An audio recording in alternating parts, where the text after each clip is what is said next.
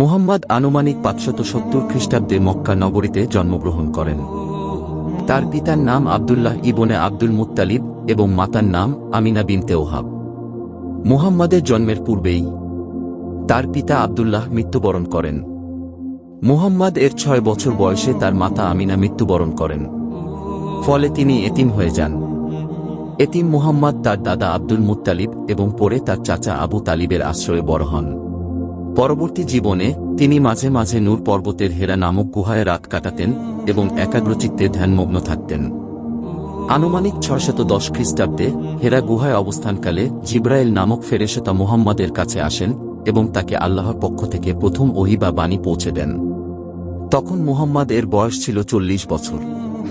৬১৩ খ্রিস্টাব্দে মুহাম্মদ সর্বসমক্ষে এসব বাণী প্রচার করা শুরু করেন।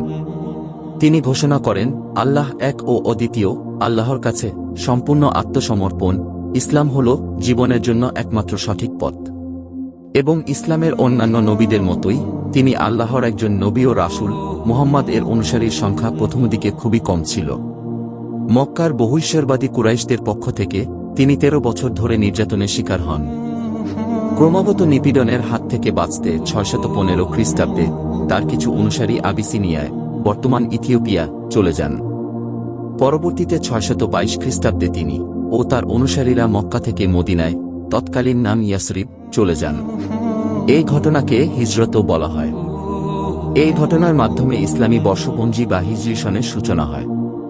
মদিনায় মুহাম্মদ সকল গোত্রকে ঐক্যবদ্ধ করেন এবং একটি চুক্তির মাধ্যমে মদিনার সনদ প্রতিষ্ঠা করেন।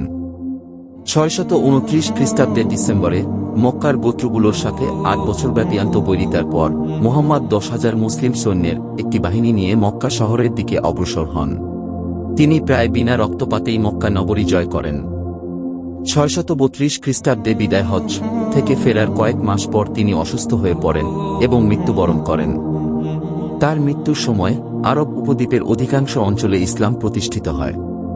মুহাম্মদ সাল্লাল্লাহু আলাইহি ওয়াসাল্লাম তার মৃত্যুর আগ পর্যন্ত আল্লাহর কাছ থেকে যে বাণীগুলো লাভ করেন সেগুলো কুরআনের আয়াত হিসেবে পরিগণিত হয়, যার উপর ভিত্তি করে ইসলাম ধর্ম প্রতিষ্ঠিত।